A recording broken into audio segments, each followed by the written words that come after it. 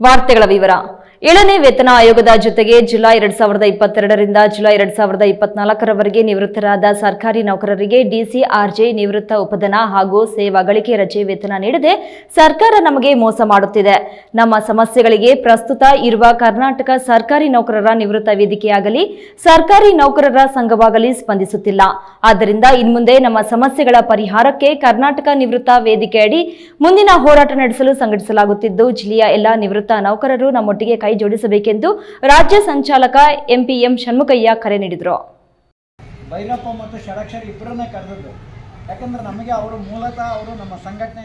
ಕರ್ನಾಟಕ ರಾಜ್ಯದಲ್ಲಿ ಜುಲೈ 2022 ರಿಂದ ಜುಲೈ 2024 ರವರೆಗೆ ನಿವೃತ್ತರಾದ ಸರ್ಕಾರಿ ನೌಕರರಿಗೆ ಡಿಸಿಆರ್ಜಿ ನಿವೃತ್ತ ಉಪಧನ ಹಾಗೂ ಸೇವಾ ಗಳಿಕೆ ರಜೆ ವೇತನ ನೀಡದೆ ಸರ್ಕಾರ ನಮಗೆ ಮೋಸ ಮಾಡುತ್ತಿದೆ. ನಮ್ಮ ಸಮಸ್ಯೆಗಳಿಗೆ ಪ್ರಸ್ತುತ ಇರುವ ಕರ್ನಾಟಕ ಸರ್ಕಾರಿ ನೌಕರರ ನಿವೃತ್ತ ವೇದಿಕೆಯಾಗಲಿ ಸರ್ಕಾರಿ ನೌಕರರ ಸಂಘವಾಗಲಿ ಸ್ಪಂದಿಸುತ್ತಿಲ್ಲ.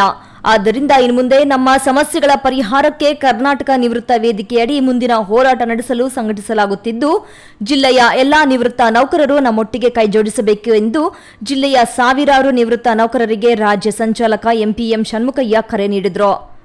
ಚಿಕ್ಕಬಳ್ಳಾಪುರ ನಗರದ ನಂದಿಗಿರಿಧಾಮದಲ್ಲಿ ನಡೆದ ನಿವೃತ್ತ ನೌಕರರ ಸಮಾವೇಶದಲ್ಲಿ ಮಾತನಾಡಿದ ಅವರು, ನಮ್ಮ ಸಮಸ್ಯೆ ಸರ್ಕಾರಿ ನಿವೃತ್ತ ನೌಕರರ ಸಂಘದ ಅಧ್ಯಕ್ಷ ಭೈರಪ್ಪನವರಾಗಲಿ ಸರ್ಕಾರಿ ನೌಕರರ ಸಂಘದ ಅಧ್ಯಕ್ಷ ಷಡಾಕ್ಷರಿ ಆಗಲಿ ಸ್ಪಂದಿಸುತ್ತಿಲ್ಲ. 2 ವರ್ಷದಲ್ಲಿ ನಿವೃತ್ತಿಯಾಗಿರುವ ನೌಕರರ ಬಗ್ಗೆ ಸರ್ಕಾರದ ಗಮನ ಸೆಳೆಯಲು ನಾವೇ ಹೋರಾಟ ಮಾಡುವುದು ಅನಿವಾರ್ಯವಾಗುತ್ತಿದೆ. ಅದಕ್ಕಾಗಿ ಇನ್ನು ಮುಂದೆ ನಾವೆಲ್ಲ ಕರ್ನಾಟಕ ನಿವೃತ್ತ ನೌಕರರ ವೇದಿಕೆಯಡಿಯಲ್ಲೇ ಹೋರಾಟ ಮುಂದುವರೆಸೋಣ. ಈಗಾಗಲೇ ನಮ್ಮ ಸಮಸ್ಯೆಗಳನ್ನು ಸರ್ಕಾರದ ಕಾರ್ಯದರ್ಶಿಗಳಿಗೆ ಸಿಎಂ ಡಿಸಿಎಂ ಗಮನಕ್ಕೆ ತಂದಿದ್ದರೂ ಏನೂ ಪ್ರಯೋಜನವಾಗಿಲ್ಲ. ನಾವು ಏನೇ ಕೇಳಿದ್ರೂ ಬೈಯಪ್ಪ ಮತ್ತು ಷಡಾಕ್ಷರಿ ಮೇಲೆ ಹೇಳುತ್ತಿದ್ದಾರೆ. ಆದ್ದರಿಂದ ನಾವು ಅನಿವಾರ್ಯವಾಗಿ ಕಾನೂನು ಹೋರಾಟಕ್ಕೆ ಮುಂದಾಗಬೇಕಿದೆ ಎಂದು ತಿಳಿಸಿದ್ದು, ಸಮಯ ಬಂದಾಗ ನಿಮಗೆಲ್ಲ ಕರೆ ಕೊಡುತ್ತೇವೆ, ಆಗ ನೀವೆಲ್ಲರೂ ಹೋರಾಟಕ್ಕೆ ಸಿದ್ಧರಾಗಿ ಎಂದು ಕರೆ ನೀಡಿದರು. ಭೈರಪ್ಪ ಮತ್ತು ಷಡಾಕ್ಷರಿ ಇಬ್ಬರನ್ನೇ ಕರೆದದ್ದು. ಯಾಕಂದ್ರೆ ನಮಗೆ ಅವರು ಮೂಲತಃ ಅವರು ನಮ್ಮ ಸಂಘಟನೆಯ ನಾಯಕರು ಅಂತ ನಾವು ಈಗಲೂ ಸಹ ಒಪ್ಕೊಂಡಿದ್ವಿ, ಮುಂದೆನೂ ಒಪ್ಕೊಳ್ತಾ ಇದ್ವಿ. ಯಾಕಂದ್ರೆ ಜನಪ್ರತಿನಿಧಿಗಳು ಜನರಿಂದ ಆಯ್ಕೆ ಆಗಿದ್ದಾರೆ, ಅವ್ರ ಸಂಘಟನೆಯ ಒಂದು ಪ್ರಮುಖರು ಅಂತ ಹೇಳ್ಬಿಟ್ಟು ನಾವು ತಿಳ್ಕೊಂಡು ಅವರನ್ನೇ ಕರಿತೀವಿ. ಅವತ್ತು ಆ ವೇದಿಕೆಯನ್ನು ಬಳಸ್ಕೊಂಡ್ಬಿಟ್ಟು ಅವರು ಹೇಳಿದ್ದಾರೆ, ನಾವು ನಿಮ್ಮ ಒಂದು ಸಮಸ್ಯೆನ ಬಗೆಹರಿಸ್ತೀವಿ, ನಾವು ಮುಖ್ಯಮಂತ್ರಿಗಳ ಗಮನಕ್ಕೆ ತರ್ತೀವಿ ಅಂತ ಹೇಳಿದ್ದಾರೆ. ಆದರೆ ಇವತ್ತಿನವರೆಗೆ ಆ ಕೆಲಸವನ್ನು ಮಾಡಿಲ್ಲ. ನಮ್ಮ ವೇದಿಕೆಯನ್ನು ಒಡೆಯೋದಕ್ಕೆ ಭಾಳಷ್ಟು ಪ್ರಯತ್ನ ಪಟ್ಟಿದ್ದಾರೆ, ಆದರೆ ನಮ್ಮ ವೇದಿಕೆಯವರು ಯಾರೂ ಅವರಿಗೆ ಕೈ ಜೋಡಿಸಿಲ್ಲ. ನಿಮಗೆ ಗೊತ್ತಿದೆ, ಬೆಂಗಳೂರಿನಿಂದ ಹಾಕ್ತಾಯಿದ್ರು ನಮ್ಮ ಯತೀಶ್ ಅವರು. ನಾನು ನೇರವಾಗಿ ಮಾತಾಡ್ತೇನೆ, ಯತೀಶ್ ಅವ್ರು ಕರೀತಾ ಇದ್ರು, ಇಲ್ಲ ಎಲ್ಲ ಬಂದುಬಿಡ್ರಿ ಇವತ್ತು ಭೈರಪ್ಪನವರು ನಮಗೆ ಸಿಗ್ತೀವಿ ಅಂತ ಹೇಳಿದ್ರೆ ಒಪ್ಪಿಸ್ತೀವಿ ಅಂತ ಹೇಳ್ಬಿಟ್ಟು. ಆದರೆ ಅವತ್ತು ಏನೂ ಮಾಡಲಿಕ್ಕಾಗಿಲ್ಲ. ಅವ್ರು ಮಾಡ್ತಾ ಇದ್ದಿದ್ದೇನೆಂದರೆ ಷಣ್ಮುಖಯ್ಯನವ್ರು ಏನು ಮಾಡ್ತಾರಲ್ಲ, ವೇದಿಕೆ ಏನು ಮಾಡ್ತಾರಲ್ಲ, ನಾವೇ ಮಾಡ್ತಾಯಿದ್ದೀವಿ ಅನ್ನೋದನ್ನು ತೋರಿಸ್ಕೊಳಕ್ಕೆ ಹೋದ್ರು. ಅದು ಇವತ್ತಿನವರೆಗೆ ಅವ್ರಿಗೆ ಆಗಲಿಲ್ಲ. ಇವತ್ತೆಲ್ಲ ಸುಮ್ಮನಾಗಿದ್ದಾರೆ. ಆ ನಿಟ್ಟಿನಲ್ಲಿ ಇದಕ್ಕೆಲ್ಲ ಮುಖ್ಯ ಕಾರಣಕರ್ತರು ನೀವು ಗಟ್ಟಿ ಇರೋದ್ರಿಂದ ಇವತ್ತು ನಾನು ರಾಜ್ಯಾದ್ಯಂತ ಓಡಾಡಲಿಕ್ಕೆ ಒಂದು ಶಕ್ತಿ ಬಂದೈತಿ. ಆ ಶಕ್ತಿಯನ್ನು ನಾನು ಯಾವತ್ತೂ ಮರೆಯಲ್ಲ. ನಾನು ಕೊನೆಯವರೆಗೂ ನಿಮ್ಮ ಜೊತೆ ಇದೇ ರೀತಿ ಇರ್ತೀನಿ ಅಂತಕ್ಕಂಥ ಮಾತನ್ನು ನಾನು ನಮ್ಮ ತಂಡದವರಿಗೆ ಹೇಳ್ತೀನಿ. ನಮ್ಮ ತಂಡನ ಈ ವೇಳೆ ರಾಜ್ಯ ಸಹ ಸಂಚಾಲಕ ಚಿಂತಾಮಣಿ ಡಾಕ್ಟರ್ ನಾರಾಯಣಸ್ವಾಮಿ, ರಾಜ್ಯ ಸಹ ಸಂಚಾಲಕ ರಂಗಣ್ಣ, ಜಿಲ್ಲಾ ಸಂಚಾಲಕ ಮುನಿ ನಾರಾಯಣಪ್ಪ, ಭಾಸ್ಕರ್ ರೆಡ್ಡಿ, ಕೆಎಂ ರೆಡ್ಡಪ್ಪ, ಸುಬ್ರಹ್ಮಣಿ, ಅಶ್ವತ್ಥಪ್ಪ ಇತರರು ಇದ್ದರು. ಕೆಎಸ್ ನಾರಾಯಣಸ್ವಾಮಿ, ಈ ನ್ಯೂಸ್ ಟಿವಿ, ಚಿಕ್ಕಬಳ್ಳಾಪುರ. ಚಿಕ್ಕಬಳ್ಳಾಪುರ ನಗರದ ವ್ಯಾಪ್ತಿಯಲ್ಲಿ ಹಲವಾರು ವರ್ಷಗಳಿಂದ ವಿಳಂಬವಾಗಿದ್ದ ಬಿ ಖಾತೆಗಳಿಗೆ ಈಗ ಮುಕ್ತಿ ಕಲ್ಪಿಸುತ್ತಿದ್ದೇವೆ. ಒಂದೇ ತಿಂಗಳಲ್ಲಿ ಖಾತೆ ಮಾಡಿಸಿ ಮನೆ ಮನೆಗೂ ತಲುಪಿಸುತ್ತೇವೆ ಎಂದು ಶಾಸಕರ ಆದಿಯಾಗಿ ನಗರಸಭೆ ಸಿಬ್ಬಂದಿ ಆಂದೋಲೋಪಾದಿಯಾಗಿ ಪ್ರಚಾರ ಮಾಡಿ 4 ತಿಂಗಳಾದರೂ ಇನ್ನೂ ಒಂದು ಖಾತೆಯು ಖಾತೆದಾರರಿಗೆ ತಲುಪಿಲ್ಲ.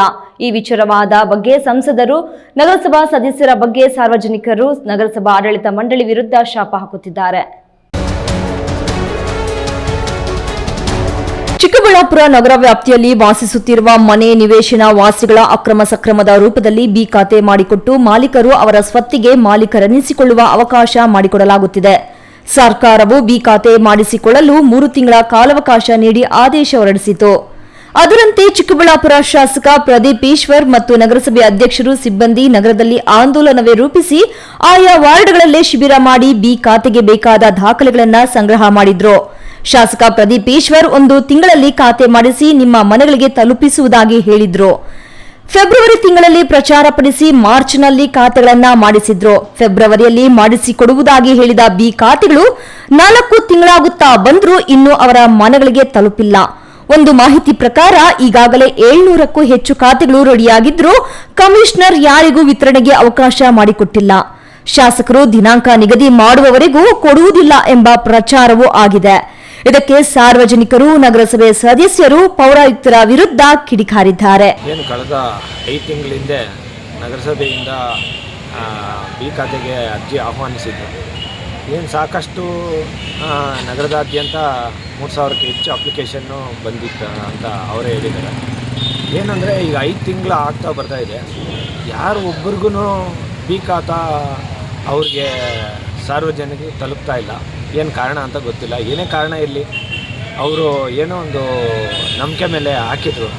ದಯವಿಟ್ಟು ನಾವು ಕೇಳೋದಿಷ್ಟೇ, ಆದಷ್ಟು ಬೇಗ ಅವರು ಏನು ಅವರ ಆಸೆ ಇದ್ದು ಬಿ ಖಾತೆ ಮಾಡಿಸ್ಬೇಕು ಅಂತ, ಆ ಬಿ ಖಾತೆಗಳನ್ನ ಅವ್ರಿಗೆ ತಲುಪಿಸೋವಂಥ ಕೆಲಸ ಮಾಡಬೇಕು ಅಧಿಕಾರಿಗಳಾಗಲಿ. ನಿನ್ನೆ ಸುದ್ದಿಗೋಷ್ಠಿ ನಡೆಸಿದ ಸಂಸದ ಡಾಕ್ಟರ್ ಕೆ ಸುಧಾಕರ್ ಈ ಬಗ್ಗೆ ಕೇಳಿದ ಪ್ರಶ್ನೆಗಳಿಗೆ ಖಾರವಾಗಿಯೇ ಉತ್ತರ ಕೊಟ್ಟಿದ್ದಾರೆ. ನಗರಸಭೆಯಲ್ಲಿ ನಾನು ಒಬ್ಬ ಸದಸ್ಯ, ಶಾಸಕರು ಒಬ್ಬ ಸದಸ್ಯರು. ನನಗೆಷ್ಟು ಅಧಿಕಾರ ಇದೆಯೋ ಅವರಿಗೂ ಅಷ್ಟೇ ಅಧಿಕಾರ ಇದೆ. ಕಮಿಷನರ್ ಉದ್ದಟತನ ತೋರುತ್ತಿದ್ದಾರೆ. ಹೀಗೆಯೇ ಮುಂದುವರೆದರೆ ಪೌರಾಯುಕ್ತರ ಮೇಲೆಯೇ ಕಾನೂನು ಸಮರ ಮಾಡಬೇಕಾಗುತ್ತದೆ.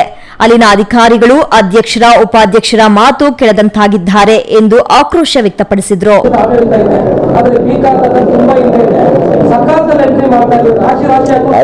ಅದು ಕೂಡ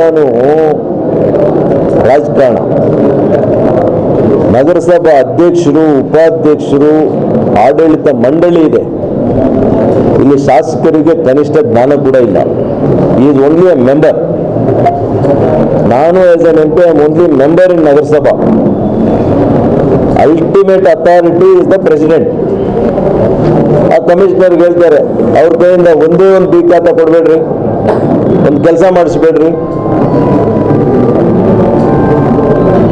ಇವೆಲ್ಲ ನಡೀತಾ ಇದೆ.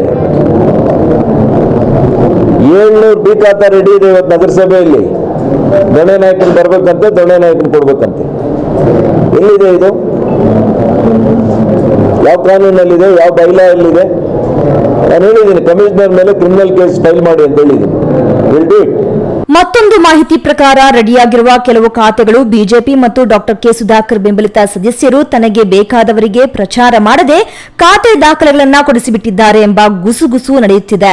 ಶಾಸಕರಾಗಲಿ, ಆಡಳಿತ ಮಂಡಳಿಯವರೇ ಆಗಲಿ, ಯಾರ ಮೇಲೆ ಯಾರಾದರೂ ಪ್ರತಿಷ್ಠೆ ತೋರಿಸಿಕೊಳ್ಳಲಿ, ಆದರೆ ಪೂರ್ಣಗೊಂಡಿರುವ ಬಿ ಖಾತೆಗಳನ್ನ ಮಾತ್ರ ಅದು ಸೇರಬೇಕಾದ ಖಾತೆದಾರರಿಗೆ ಸೇರಿಸಲಿ. ಈಗಲಾದರೂ ಆ ಕೆಲಸವನ್ನ ಮಾಡ್ತಾರಾ? ಕಾದು ನೋಡಬೇಕಿದೆ. ಕ್ಯಾಮರಾ ಪರ್ಸನ್ ಅಶ್ವಥ್ ಜೊತೆ KS ನಾರಾಯಣಸ್ವಾಮಿ, ಈ ನ್ಯೂಸ್ ಟಿವಿ, ಚಿಕ್ಕಬಳ್ಳಾಪುರ. ಶ್ರೀನಿವಾಸಪುರ ಎಂದರೆ ಮಾವು ಎಂಬಷ್ಟು ಪ್ರಖ್ಯಾತಿಯನ್ನು ಗಳಿಸಿದೆ. ಸಹಸ್ರಾರು ಎಕರೆ ಪ್ರದೇಶದಲ್ಲಿ ಮಾವನ್ನು ಬೆಳೆಯಲಾಗುತ್ತಿದ್ದು, ಈ ಬಾರಿ ಉತ್ತಮ ಇಳುವರಿಯೂ ಬಂದಿದ್ದು ದರ ಕುಸಿದಿದೆ. ಕರ್ನಾಟಕದ ಮಾವಿಗೆ ಆಂಧ್ರ ಪ್ರದೇಶದ ಮಾರುಕಟ್ಟೆಯಲ್ಲಿ ನಿರ್ಬಂಧ ವಿಧಿಸಿರುವುದು ಮಾವು ಧಾರಣೆ ಕುಸಿಯಲು ಒಂದು ಕಾರಣವಾಗಿದ್ದು, ಮಾವಿನ ತೋಟ ಖರೀದಿಸಿದ ವ್ಯಾಪಾರಿಯೊಬ್ಬರು ಬೆಲೆ ಕುಸಿತಕ್ಕೆ ಕಂಗಾಲಾಗಿದ್ದು, ಆತಂಕದಲ್ಲೇ ಮಾವಿನ ತೋಟದಲ್ಲೇ ಹೃದಯಾಘಾತಕ್ಕೊಳಗಾಗಿ ಸಾವನ್ನಪ್ಪಿರುವ ಘಟನೆ ಗುರುವಾರ ಸಂಭವಿಸಿದೆ.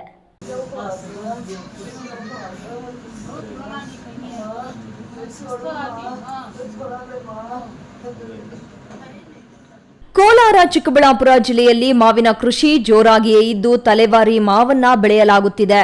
ಇತ್ತೀಚಿನ 10 ವರ್ಷಗಳಲ್ಲೇ ಇದೇ ಮೊದಲ ಬಾರಿಗೆ ಮಾವಿನ ಧಾರಣೆ ತೀವ್ರವಾಗಿ ಕುಸಿದಿದ್ದು, ಮಾವಿನ ಹಣ್ಣು ಕೀಳುವ ಕೂಲಿಯೂ ಬಾರದೆ ರೈತರು ಕಂಗಾಲಾಗಿದ್ದಾರೆ.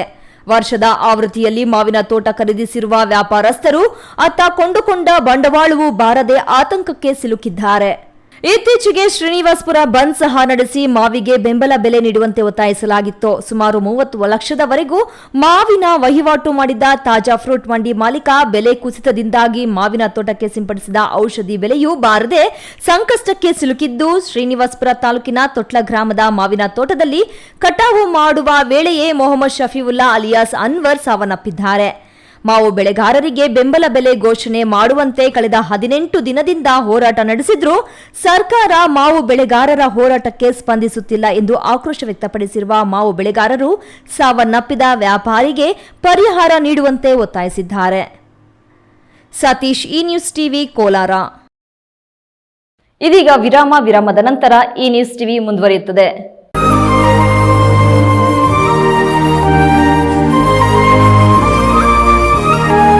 Best PU college. ಗಣಿತಶಾಸ್ತ್ರಜ್ಞ ಡಾಕ್ಟರ್ P. ರಘುನಾಥ್ ರವರ ಸಾರಥ್ಯದಲ್ಲಿ ಕಳೆದ 10 ವರ್ಷಗಳಿಂದ ಚಿಕ್ಕಬಳ್ಳಾಪುರ ಜಿಲ್ಲೆಯಲ್ಲಿ ಪ್ರತಿ ವರ್ಷ ಪಿಯುಸಿ, ಸಿಇಟಿ, ನೀಟ್ ಹಾಗೂ ಜೆಇಇ ಪರೀಕ್ಷೆಗಳಲ್ಲಿ ರಾಜ್ಯ ಮಟ್ಟದಲ್ಲಿ ಉತ್ತಮ ಫಲಿತಾಂಶವನ್ನ ಸಾಧಿಸ್ತಾ ಬಂದಿರುವ ನಮ್ಮ ಜಿಲ್ಲೆಯ number 1 PU college best PU college. ಎಸ್ಎಸ್ಎಲ್ಸಿಯಲ್ಲಿ ಅತ್ಯುತ್ತಮ ಅಂಕ ಗಳಿಸಿದ ವಿದ್ಯಾರ್ಥಿಗಳಿಗೆ ವರ್ಷಕ್ಕೆ ಕೇವಲ ₹1 ಶುಲ್ಕದಲ್ಲಿ ದಾಖಲಾತಿ ನೀಡಲಾಗುವುದು. ಲಭ್ಯವಿರುವ ಕೋರ್ಸ್ಗಳು ವಿಜ್ಞಾನ ವಿಭಾಗ, ಪಿಸಿಎಂಬಿ, ಪಿಸಿಎಂಸಿಎಸ್. ವಿಜ್ಞಾನ ವಿಭಾಗದ ವಿದ್ಯಾರ್ಥಿಗಳಿಗೆ ನೀಟ್, ಸಿಇಟಿ ಹಾಗೂ ಜೆಇಇ ವಿಶೇಷ ತರಬೇತಿ ನೀಡಲಾಗುವುದು. ಕಾಮರ್ಸ್ ವಿಭಾಗದಲ್ಲಿ ಇಬಿಎಸಿಎಸ್ ಮತ್ತು ಸಿಎ ಫೌಂಡೇಶನ್ ತರಬೇತಿ ನೀಡಲಾಗುವುದು. ಎಂದೇ ದಾಖಲಾತಿಗೆ ಸಂಪರ್ಕಿಸಿ. ಬೆಸ್ಟ್ ಪಿಯು ಕಾಲೇಜ್, ಸಿಎಸ್ಐ ಆಸ್ಪತ್ರೆ ರಸ್ತೆ, ಚಿಕ್ಕಬಳ್ಳಾಪುರ. Mobile number 9845634201, 9535553012.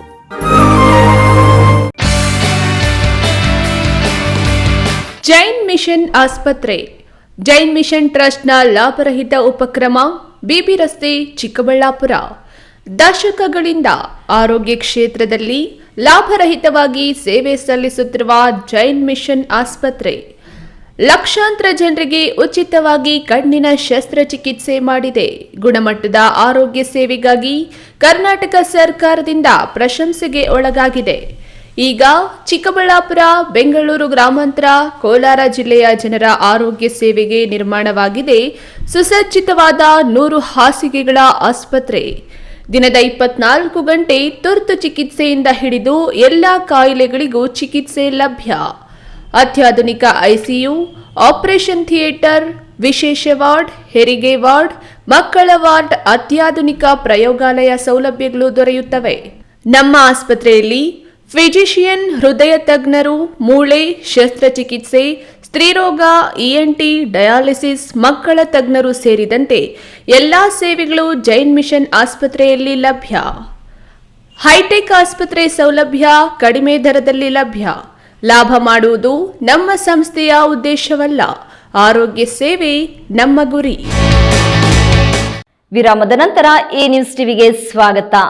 ನಾಡಪ್ರಭು ಕೆಂಪೇಗೌಡ ಅವರ ಜಯಂತಿಯನ್ನು ಸರಳವಾಗಿ ಅರ್ಥಪೂರ್ಣವಾಗಿ ಆಚರಣೆ ಮಾಡಲು ತೀರ್ಮಾನಿಸಲಾಗಿತ್ತು ಎಂದು ಶಾಸಕ ಎಸ್ಎನ್ ಸುಬ್ಬಾರೆಡ್ಡಿ ತಿಳಿಸಿದ್ದಾರೆ.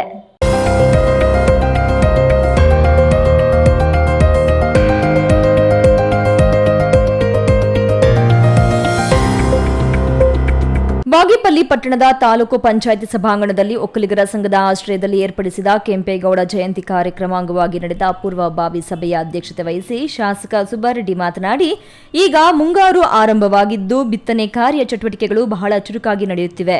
ಕಾರ್ಯಕ್ರಮವನ್ನು ಈ ಬಾರಿ ಅದ್ದೂರಿಯಾಗಿ ಮಾಡಲು ಸಾಧ್ಯವಾಗುತ್ತಿಲ್ಲ.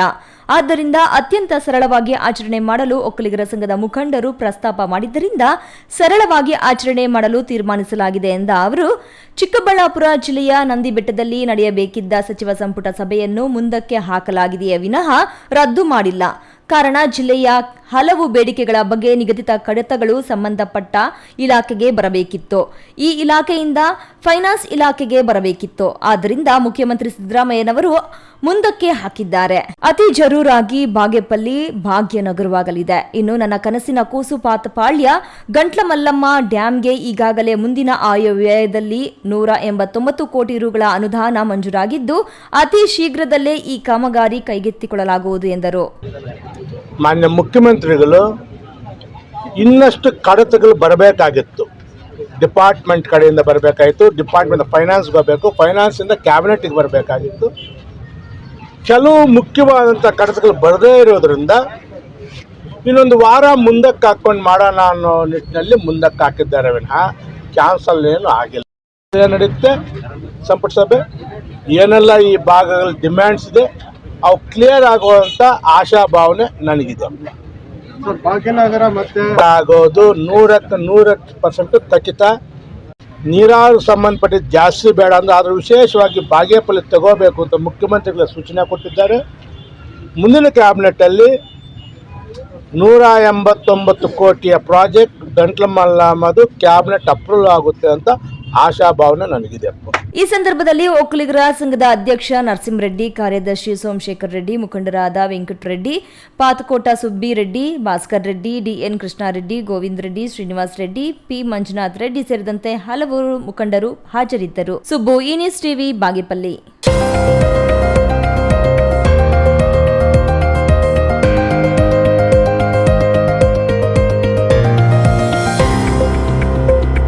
ಲೋಕಸಭಾ ವಿರೋಧ ಪಕ್ಷದ ನಾಯಕ ಎಐಸಿಸಿ ಉಪಾಧ್ಯಕ್ಷ ಯೂತ್ ಐಕಾನ್ ರಾಹುಲ್ ಗಾಂಧಿರವರ ಹುಟ್ಟುಹಬ್ಬದ ಅಂಗವಾಗಿ ಚಿಕ್ಕಬಳ್ಳಾಪುರ ವಿಧಾನಸಭಾ ಕ್ಷೇತ್ರದ ಯುವ ಕಾಂಗ್ರೆಸ್ ಅಧ್ಯಕ್ಷ ನಾಗೇಶ್ ರೆಡ್ಡಿ ನೇತೃತ್ವದಲ್ಲಿ ಇಂದು ತಾಲೂಕಿನ ಎಸ್ಗೊಲ್ಲಹಳ್ಳಿ ಗ್ರಾಮ ಪಂಚಾಯಿತಿ ವ್ಯಾಪ್ತಿಯ ಇಟ್ಟಪ್ಪನಹಳ್ಳಿಯ ಸರ್ಕಾರಿ ಕಿರಿಯ ಪ್ರಾಥಮಿಕ ಶಾಲೆಯ ಆವರಣದಲ್ಲಿ ಮಕ್ಕಳಿಗೆ ನೋಟ್ಬುಕ್ ಹಾಗೂ ಕಲಿಕಾ ಸಾಮಗ್ರಿ ವಿತರಿಸಿ ಸಿಹಿ ಹಂಚಿ ರಾಹುಲ್ ಗಾಂಧಿ ಅವರಿಗೆ ಶುಭಾಶಯ ತಿಳಿಸಿದರು.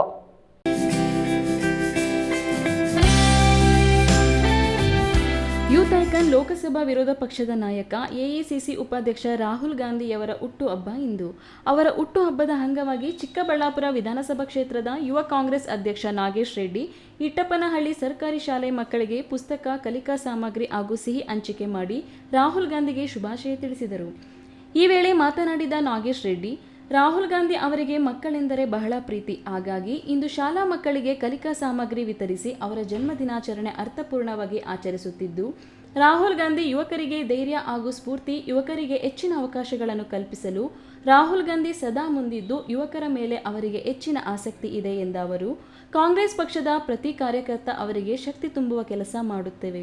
ದೇಶದ ಯುವ ಸಮೂಹ ಮುಂದಿನ ಪ್ರಧಾನಿಯಾಗಿ ರಾಹುಲ್ ಗಾಂಧಿ ಅವರನ್ನು ನೋಡಲು ಇಚ್ಛಿಸಿದ್ದು, ರಾಹುಲ್ ಗಾಂಧಿ ಮುಂದೆ ಪ್ರಧಾನಿಯಾಗಲಿದ್ದಾರೆ ಎಂದರು. ಯುವ ಕಾಂಗ್ರೆಸ್ ಜಿಲ್ಲಾಧ್ಯಕ್ಷ ಕುಬೇರ ಅಚ್ಚು ಮಾತನಾಡಿ, ಜನರ ಸಮಸ್ಯೆ ಕೇಳಲು ಇಡೀ ರಾಷ್ಟ್ರಾದ್ಯಂತ 4,000ಕ್ಕೂ ಹೆಚ್ಚು ಕಿಲೋಮೀಟರ್ ಭಾರತ್ ಜೋಡೋ ಪಾದಯಾತ್ರೆ ಮೂಲಕ ಕಾಲ್ನಡಿಗೆ ನಡೆಸಿದ ನಾಯಕರೆಂದರೆ ಅವರು ನಮ್ಮ ಹೆಮ್ಮೆಯ ನಾಯಕ ರಾಹುಲ್ ಗಾಂಧಿ. ಎಲ್ಲ ಸಮುದಾಯದವರು ಮುಖ್ಯ ವಾಹಿನಿಗೆ ಬರುವ ಕನಸು ರಾಹುಲ್ ಗಾಂಧಿ ಅವರದ್ದು. ಯುವ ಕಾಂಗ್ರೆಸ್ ಸದಾ ಅವರ ಆಲೋಚನೆಗಳಿಗೆ ಕೈ ಜೋಡಿಸಿ ಅವರಿಗೆ ಶಕ್ತಿ ತುಂಬುವ ಕೆಲಸ ಮಾಡಲಿದೆ ಎಂದರು. ಈ ಸಂದರ್ಭದಲ್ಲಿ ಮಂಡಿಕಲ್ ಮಂಚೇನಹಳ್ಳಿ ಬ್ಲಾಕ್ ಕಾಂಗ್ರೆಸ್ ಅಧ್ಯಕ್ಷ ನಾಗಭೂಷಣ್, ಬ್ಲಾಕ್ ಕಾಂಗ್ರೆಸ್ ಅಧ್ಯಕ್ಷ ರಕ್ಷಿತ್ ರೆಡ್ಡಿ, ಅಕ್ಷತಾ ರವಿಕುಮಾರ್, ಆಸಿಫ್ ಪಾಷಾ ಇತರರು ಹಾಜರಿದ್ದರು. ಕ್ಯಾಮರಾ ಪರ್ಸನ್ ಅಶ್ವಥ್ ಜೊತೆ ಕೆಎಸ್ ನಾರಾಯಣ ಸ್ವಾಮಿ, ಈ ನ್ಯೂಸ್ ಟಿವಿ, ಚಿಕ್ಕಬಳ್ಳಾಪುರ.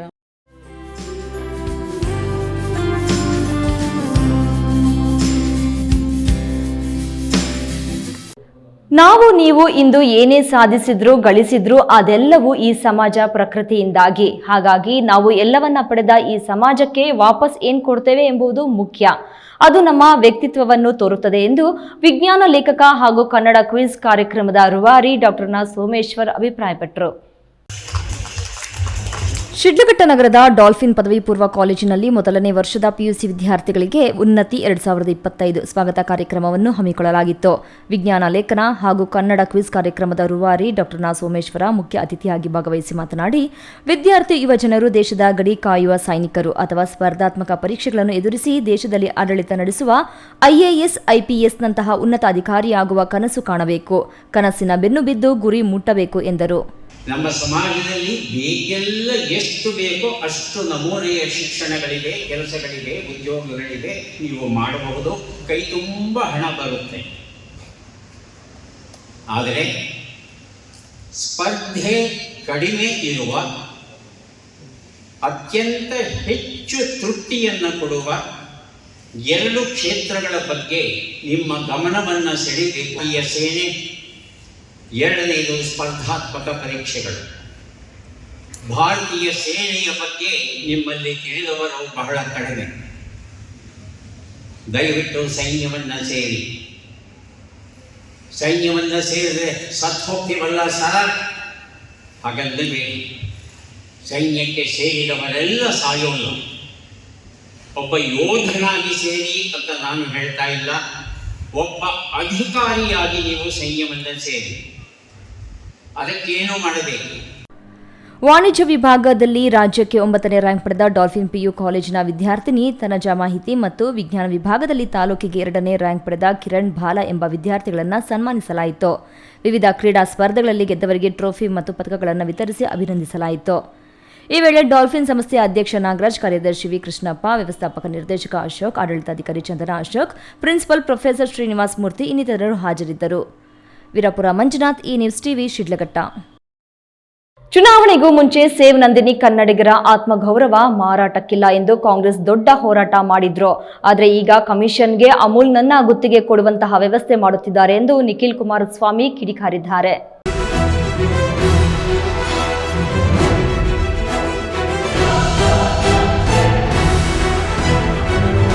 ತುಮಕೂರಿನಲ್ಲಿ ನಿಖಿಲ್ ಕುಮಾರಸ್ವಾಮಿ ಮಾತನಾಡಿ, ನಂದಿನಿ ಉಳಿಸಬೇಕು ಅಂತ ಹಿಂದೆ ಬಿಜೆಪಿ ಸರ್ಕಾರ ಆಡಳಿತದಲ್ಲಿದ್ದಾಗ ಸೇವ್ ನಂದಿನಿ ಎಂಬ ಹ್ಯಾಶ್ಟ್ಯಾಗ್ ಹಿಡಿದು ಕೈನಲ್ಲಿ ಹಾಲಿನ ಪ್ಯಾಕೆಟ್ ಹಿಡಿದು ಫೋಟೋಗೆ ಪೋಸ್ ಕೊಟ್ಟ ಹಾಗಲ್ಲ.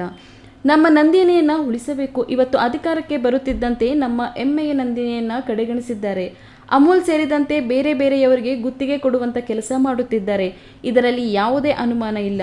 ಇವತ್ತು ಉಪಮುಖ್ಯಮಂತ್ರಿಗಳ ತಮ್ಮ ಬಮೂಲ್ ಅಧ್ಯಕ್ಷ ಆಗಿದ್ದಾರಲ್ಲ, ಅವರೇ ಉತ್ತರ ಕೊಡಬೇಕು ಎಂದು ಆಕ್ರೋಶ ವ್ಯಕ್ತಪಡಿಸಿದರು. ಬಹುಶಃ ತಮಗೆಲ್ಲ ಜ್ಞಾಪಕ ಇರಬೇಕು, ಹಿಂದೆ ನಮ್ಮ ಮಿತ್ರ ಪಕ್ಷವಾಗಿರ್ತಕ್ಕಂಥ ಬಿಜೆಪಿ ಆಡಳಿತದಲ್ಲಿದ್ದಾಗ ಸೇವ್ ನಂದಿನಿ ಹ್ಯಾಶ್ಟ್ಯಾಗ್ ಅಂತಕ್ಕಂಥದ್ದು ಒಂದು ಕಾಂಗ್ರೆಸ್ನವರು ಪಾಪ ದೊಡ್ಡ ಅಭಿಯಾನವನ್ನೇ ಮಾಡಿದರು, ನಂದಿನಿನ ಉಳಿಸ್ಬೇಕು ಅಂತಕ್ಕಂಥದ್ದು.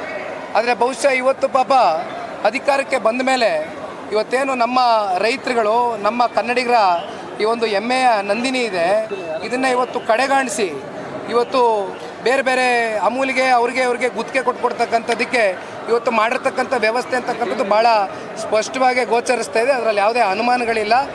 ಇನ್ನು ಕೇತಗಾನಹಳ್ಳಿ ಪ್ರಕರಣಕ್ಕೆ ಸಂಬಂಧಿಸಿದಂತೆ ಮಾತನಾಡಿ, ನ್ಯಾಯಾಲಯದ ಆದೇಶಕ್ಕೆ ನಾವೆಲ್ಲರೂ ತಲೆಬಾಗಬೇಕು. ಎಸ್ಐಟಿಯನ್ನ ರಾಜ್ಯ ಸರ್ಕಾರ ದೇಶದ ರಾಜಕಾರಣಕ್ಕೆ ಬಳಸಿಕೊಳ್ತಿದೆ. ಇವತ್ತಿನ ಕೋರ್ಟ್ ತೀರ್ಪಿನಿಂದ ರಾಜ್ಯ ಸರ್ಕಾರ ಎಚ್ಚೆತ್ತುಕೊಂಡ್ರೆ ಸಾಕು. ಕೇತಗಾನಹಳ್ಳಿ ಜಮೀನು ಪ್ರಕರಣ ನ್ಯಾಯಾಲಯದಲ್ಲಿ ಇರುವುದರಿಂದ ಅದರ ಬಗ್ಗೆ ಚರ್ಚೆ ಮಾಡಲ್ಲ. ಕಳೆದ 2.5 ವರ್ಷಗಳಿಂದ ಕಾಂಗ್ರೆಸ್ ಸರ್ಕಾರ ಕೆಲ ರಾಜಕೀಯ ವ್ಯಕ್ತಿಗಳನ್ನ ರಾಜಕೀಯವಾಗಿ ಬಲಿಪಶು ಮಾಡಲು ಎಸ್ಐಟಿಯನ್ನ ದುರ್ಬಳಕೆ ಮಾಡಿಕೊಳ್ತಿರೋದು ಪ್ರಕರಣ ಬಹಳಷ್ಟು ಇದೆ ಎಂದು ಅವರು ಆರೋಪಿಸಿದರು. ಎಸ್ಐಟಿ ಅನೂರ್ಜಿತ ಅಂತ ಹೇಳಿ ಎಸ್ಐಟಿ ರಚನೆ ಮಾಡಿದ್ದೆ ಅನೂರ್ಜಿತ ಅಂತ ಹೇಳಿ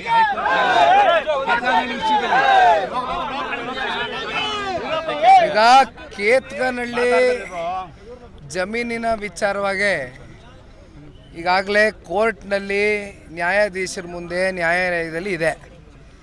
ಈಗ ಅಂತಿಮವಾಗಿ ನ್ಯಾಯಾಲಯದಲ್ಲಿ ಬರ್ತಕ್ಕಂಥ ಯಾವುದೇ ತೀರ್ಪುಗಳಿರ್ಬೋದು ಅದಕ್ಕೆ ನಾವೆಲ್ಲರೂ ತಲೆಬಾಗಬೇಕಾಗ್ತದೆ.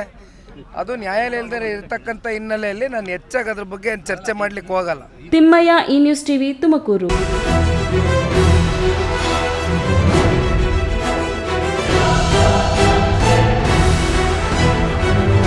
ಇದೀಗ ವಿರಾಮದ ನಂತರ ಈ ನ್ಯೂಸ್ ಟಿವಿ ಮುಂದುವರಿಯುತ್ತದೆ. ಭಾರತದ ಪ್ರತಿಷ್ಠಿತ ದ್ವಿಚಕ್ರ ವಾಹನಗಳಲ್ಲಿ ಒಂದಾದ ಹೀರೋ ಬೈಕ್ಗಳು ಹಾಗೂ ಹೊಸ ಎಲೆಕ್ಟ್ರಿಕ್ ವೀಡು ಸ್ಕೂಟರ್ಗಳ ಮಾರಾಟ ಮತ್ತು ಸರ್ವಿಸ್ ಚಿಕ್ಕಬಳ್ಳಾಪುರ ಮತ್ತು ಶಿಡ್ಲಘಟ್ಟದ ಮಂಜುನಾಥ ಶೋರೂಮ್ನಲ್ಲಿ ಲಭ್ಯ. ಚಿಕ್ಕಬಳ್ಳಾಪುರ ಜಿಲ್ಲೆಯಲ್ಲಿ ಪೆಟ್ರೋಲ್ ಹಾಗೂ ಎಲೆಕ್ಟ್ರಿಕ್ ಹೀರೋ ದ್ವಿಚಕ್ರ ವಾಹನಗಳ ಅಧಿಕೃತ ಮಾರಾಟಗಾರರು ಲಕ್ಷ್ಮೀನಾರಾಯಣ್ ಸಾರಥ್ಯದಲ್ಲಿ ಆರಂಭವಾಗಿರುವ ಮಂಜುನಾಥ ಹೀರೋ ಶೋರೂಮ್ಗಳು ಹಲವು ವೈಶಿಷ್ಟ್ಯತೆಗಳೊಂದಿಗೆ ಕೂಡಿವೆ. ವಿಳಾಸ ವಿಶಾಲ್ ಮಾರ್ಟ್ ಮುಂಭಾಗ, ಬಿಬಿ ರಸ್ತೆ, ಚಿಕ್ಕಬಳ್ಳಾಪುರ ಮತ್ತು ಕೆಎಸ್ಆರ್ಟಿಸಿ ಬಸ್ ಸ್ಟ್ಯಾಂಡ್ ಹತ್ತಿರ, ಶಿಡ್ಲಘಟ್ಟ. ಇಂದೇ ಭೇಟಿ.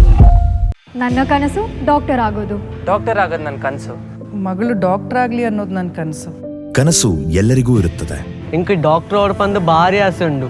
ಮೆಡಿಕಲ್ ಓದೋಣ ನಡ ಸ್ವಪ್ನ. ಮಾ ಕಸುಚ್ ಎಕ್ಕ ಸಪನ ಡಾಕ್ಟರ್ ಜಾವ್ ಕಾಮೂಣ. ಕನಸು ಎಲ್ಲೆಲ್ಲೂ ಇರುತ್ತದೆ. ಮೆಡಿಕಲ್ ಓದುವುದು ನನ್ನ ಕನಸು. ನನ್ನ ಮಗನು ಡಾಕ್ಟರ್ ಆಗ್ಬೋದೇನ್ರಿ? ನನ್ನ ಕನಸು ಡಾಕ್ಟರ್ ಆಗೋದು. ಕನಸು ಎಲ್ಲರ ಹಕ್ಕು. ಆದರೆ ಕನಸು ನನಸಾಗಲು ಬೇಕು ನಂಬಿಕೆ, ಛಲ ಮತ್ತು ಪರಿಶ್ರಮ ನೀಟ್ ಅಕಾಡೆಮಿ. ಕಷ್ಟಪಟ್ಟು ಹಣ ಕೊಡಿಸಿ ಒಡವೆ ಮಾಡಿಸಿರ್ತೀರಿ. ಮಕ್ಕಳ ಉನ್ನತ ವ್ಯಾಸಕ್ಕೋ, ಅವ್ರ ಮದ್ವೆಗೋ ಅಥವಾ ಯಾವ್ದಾದ್ರೂ ಆರೋಗ್ಯ ಸಮಸ್ಯೆ ಬಂದಾಗ ಹಣ ಬೇಕಾಗತ್ತೆ. ಆ ಚಿನ್ನವನ್ನ ಮಾರೋಕೆ ಅಂತ ಹೋದಾಗ ಬೇಕಾಬಿಟ್ಟಿ ಬೆಲೆ ಕೇಳ್ತಾರೆ ಅನ್ನೋ ಚಿಂತೆಲಿದ್ದೀರಾ? ಇನ್ನು ಮುಂದೆ ಆ ಚಿಂತೆ ಮಾಡೋ ಪ್ರಮೇಯನೇ ಇಲ್ಲ. ಹಿಂದೆ ಹಿಂದೂಸ್ತಾನ್ ಗೋಲ್ಡ್ ಕಂಪನಿಗೆ ಬನ್ನಿ. ತಾವು ಅಡ ಇಟ್ಟಿರೋ ಚಿನ್ನವನ್ನ ತಕ್ಷಣ ಬಿಡಿಸಿ ಇಂದಿನ ಆನ್ಲೈನ್ ಬೆಲೆಗೆ ಕೊಂಡ್ಕೊಂಡು ಕೂಡಲೇ ಬಾಕಿ ಹಣವನ್ನ ನಿಮ್ ಕೈ ಕೊಡ್ತಾರ. ನಿಮ್ಮ ಕನಸಿನ ಸಾಕಾರಕ್ಕೆ ಜೊತೆ ಆಗ್ತಾರೆ. ಹಿಂದೂಸ್ತಾನ್ ಗೋಲ್ಡ್ ಕಂಪನಿ, ಇದು ನಿಮ್ಮ ಕಂಪನಿ ಅಲ್ಲ, ನಮ್ಮೆಲ್ಲರ ಕಂಪನಿ. ವಿರಾಮದ ನಂತರ ಈ ನ್ಯೂಸ್ ಟಿವಿಗೆ ಸ್ವಾಗತ. ಇದೀಗ ಸಂಕ್ಷಿಪ್ತ ಸುದ್ದಿಗಳು. ದೇವನಹಳ್ಳಿ ತಾಲೂಕಿನ ಕನ್ನಮಂಗಳಪಾಳ್ಯ ಮತ್ತು ದೊಡ್ಡಪ್ಪನಹಳ್ಳಿ ಗ್ರಾಮದಲ್ಲಿ ನಡೆದ ಜಾತ್ರಾ ಮಹೋತ್ಸವದಲ್ಲಿ ಭಾಗವಹಿಸಿ ನಾಗೇಶ್ ಅವರು ಮಾತನಾಡಿ, 2 ಊರು ಸೇರಿ ಗ್ರಾಮ ದೇವತೆ ದೇವರುಗಳನ್ನು ತರಿಸಿ ವಿವಿಧ ಪೂಜಾ ಕೈಂಕರ್ಯಗಳನ್ನು ಕೈಗೊಂಡು ವಿಜೃಂಭಣೆಯಿಂದ ಗ್ರಾಮ ದೇವತೆಗಳ ಜಾತ್ರಾ ಮಹೋತ್ಸವವನ್ನು ಆಚರಿಸಲಾಗುತ್ತಿದೆ ಎಂದು ಹೇಳಿದರು. ಇದೇ ಸಂದರ್ಭದಲ್ಲಿ ಗ್ರಾಮ ದೇವರುಗಳ ಮೆರವಣಿಗೆ ನಡೆಯಿತು. ದೀಪಾರತಿಗಳನ್ನು ಬೆಳಗುವುದರ ಮೂಲಕ ದೇವರುಗಳಿಗೆ ಅದ್ದೂರಿ ಸ್ವಾಗತವನ್ನು ಭಕ್ತರು ಕೋರಿದರು. ಈ ವೇಳೆ ಕನ್ನಮಂಗಳಪಾಳ್ಯ ಮತ್ತು ದೊಡ್ಡಪ್ಪನಹಳ್ಳಿ ಗ್ರಾಮದ ಭಕ್ತರು ಇದ್ದರು. ದಿನನಿತ್ಯದ ವೈಭವೀಕರಣವಿಲ್ಲದ ನೈಜ ಸುದ್ದಿಗಳಿಗೆ ತಪ್ಪದೇ ವೀಕ್ಷಿಸಿ ಈ ನ್ಯೂಸ್ ಟಿವಿ.